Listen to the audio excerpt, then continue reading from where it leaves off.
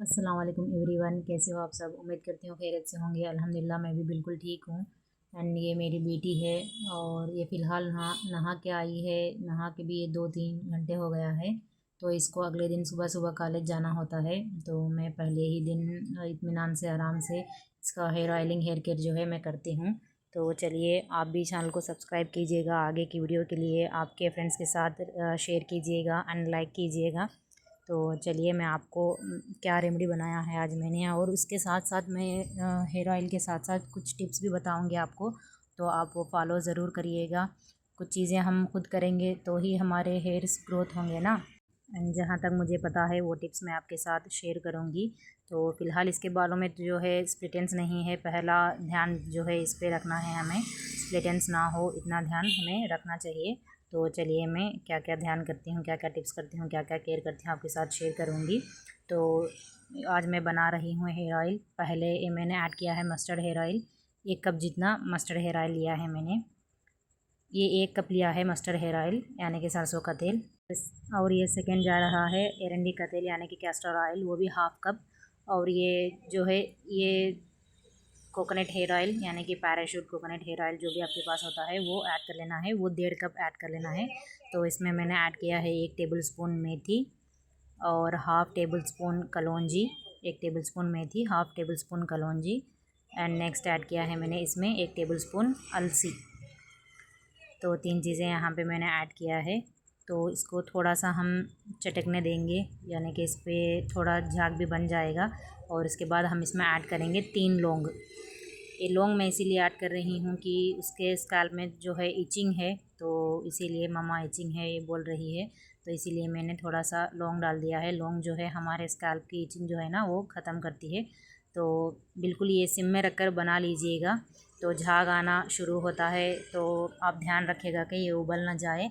And अलसी जो है चटकने लगती है, तो ध्यान रखिएगा वो ऊपर तो उड़ेगी नहीं, क्योंकि ये झाग के अंदर ही चटकने लगती है। तो इतना टेंशन नहीं है। अगर आपको झाग के बाहर से भी आपके ऊपर चटक रही है तो आप उस पर प्लेट या कुछ कवर कर सकते हैं, कि फुल भी ना कवर करें।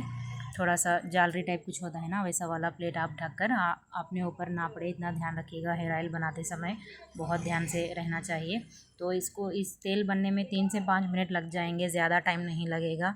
तो ये सारी चीज़ें जो है अपना कलर चेंज हो जाती है, यानी कि ब्लैक में कन्वर्ट हो जाती है। जब तक हमें इसको बना लेना है और थोड़ा थोड़ा धुआं बनता है ना, तो इसी समय पे हमें स्टोव बंद कर देना है। तो मैंने यहाँ पे स्टोव बंद कर दिया है। तो मैं आपको और एक बार बताऊँगी। 1.5 कप कोकोनट हेयर ऑयल लिया है, 1 कप सरसों का तेल लिया है, आधा कप एरंडी का तेल लिया है। तो एरंडी का तेल ज़रूर ट्राई कीजिएगा, कोशिश कीजिएगा कि इसको यूज़ करने की। तो ये सारी चीज़ें मैंने ठंडे होने के लिए छोड़ दिया था, ये ठंडा हो गया है। तो मैंने 1 कप में सारे बिंजों के समेत मैंने इसमें ट्रांसफ़र कर लिया है। इसको ओवरनाइट ऐसे ही छोड़ देना है, तो अगले दिन इसको यूज़ करना है। तो मैंने पहले ही बना कर रखा था, वो हेयर ऑयल मैं यूज़ करूँगी। इसको ओवरनाइट के लिए मैं ऐसे ही छोड़ दूँगी। एरंडी का तेल ज़्यादा चिकनापन होता है तो छोड़ देते हैं, कई बार उसको यूज़ करना ऐसा नहीं है कंपलसरी। 2 टेबल स्पून ही सही आप उसको ऐड कर लेना है। तो चलिए, ये तो बैठ गई है अब आराम से पूरे बालों में, स्कैल्प पे। देखो, मैं यही तेल लगा रही हूँ, थोड़ा गुनगुना करके यूज़ करना है हमेशा। हेयर ऑयल जो होता है हम उसको ऐसे ही लगा देते हैं, कुछ खाली लेंथ बालों में लगा देते हैं, कई बार हम स्कैल्प पे भी नहीं लगाते।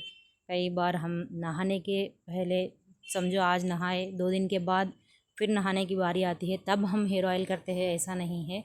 कुछ कुछ बार जो है हम नहाने के 3-4 घंटों के बाद भी हेयर ऑयलिंग करना होता है। समझ लो आप आज नहाए, 2 दिन गैप छोड़कर आप 3वां दिन पानी नहाएंगे, उस समय क्या होता है, हमारा स्कैल्प जो होता है ना, पसीने की वजह से, धूल मिट्टी की वजह से, पोल्यूशन की वजह से, और हम किचन में ठहरे हुए होते हैं ना, तो कई बार तड़का लगाते हैं तो वो ऑयल भी हमारे स्कैल्प पे बैठ जाता है। तो कुछ कुछ बार हमारा स्कैल्प जो है गंदा होता है तो हमें पता नहीं चलता।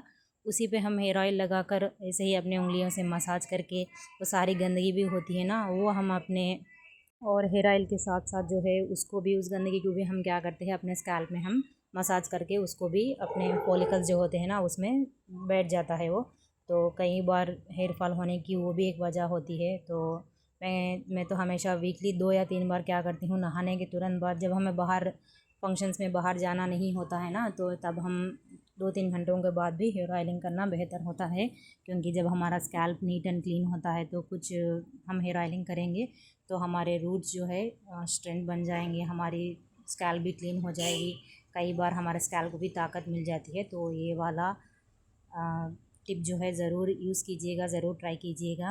और नेक्स्ट जो है, हम लेडीज़ किचन में खड़ी होती है, कुकिंग करती है, तो कई बार हम तड़का लगाते हैं तो ऑयल जो है ऊपर उड़ता है, हमें पता नहीं चलता। तो अपना सर ढक के बनाइएगा, ये भी एक टिप होता है। और कंघी बालों में हमेशा तेज़ी तेज़ी से नहीं, धीरे धीरे से करके डिटैंगल्स कीजिएगा, क्योंकि बाल टूट जाते हैं।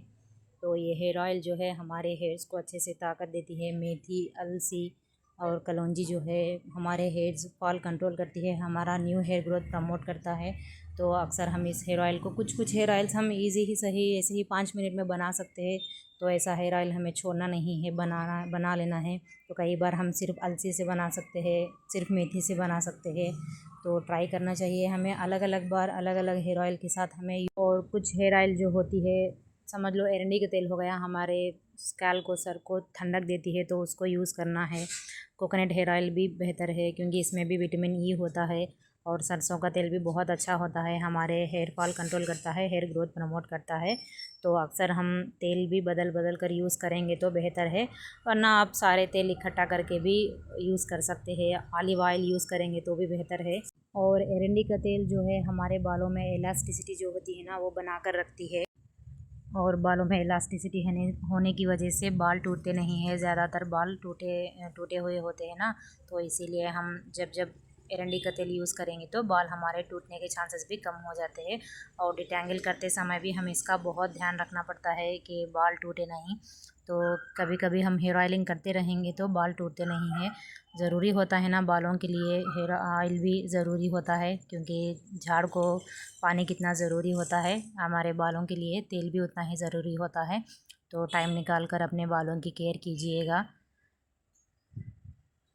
और कुकिंग करते समय भी ध्यान रखना है कि हमारे बालों पे जो है, जब भी हम तड़का लगाते हैं तो हमें पता नहीं चलता, वो सारा ऑयल, ग्रीसीनेस, वो सारा तेल हमारे सर पे, स्कैल्प पे बैठ जाता है। तो इसीलिए अपना सर ढककर बनाए तो बेहतर है। तो कुछ छोटी छोटी चीज़ें जो होती हैं ना, हमें ख्याल रखना पड़ता है अपने बालों का। तो पोल्यूशन में जाएंगे तो अपना सर ढक कर जाए, वो भी बेहतर है। एकदम ज़्यादा तेज़ कड़ी धूप में भी अपना स्कैल्प सूखने नहीं दे, क्योंकि हम ऐसे ही बाहर चल जाते हैं ना, सर को ध्यान नहीं रखते, तो स्कैल्प भी अपना डैमेज हो जाता है तेज़ धूप की वजह से। तो एकदम गर्म पानी की वजह से भी हमारा स्कैल्प, बाल जो है डैमेज हो जाते हैं। तो गर्म गर्म पानी भी नहाना नहीं है। तो आधा घंटा छोड़ के मैंने इसके बालों में डिटैंगल्स करके अच्छे से चोटी बना लिया है। तो आप देख सकती हो, इसके चोटी में टुकड़े टुकड़े बाल जो है वो नहीं होते हैं। अक्सर मैं इतना ध्यान रखती हूँ कि इसके बाल जो है टूटे नहीं, तो इसीलिए मैं एकदम ध्यान से अच्छे से जो है कंघी करके इसकी चोटी बना दिया है मैंने। आप इस हेयर ऑयल को ओवरनाइट के लिए छोड़ सकते हो, या सुबह लगाकर शाम में भी आप हेयर वॉश कर सकते हो। हेयर ऑयल जो है अपने हिसाब से यूज़ कर सकते हो। तो चलिए फ्रेंड्स, आगे मिलते हैं अगली वीडियो में। ख्याल रखना अपना।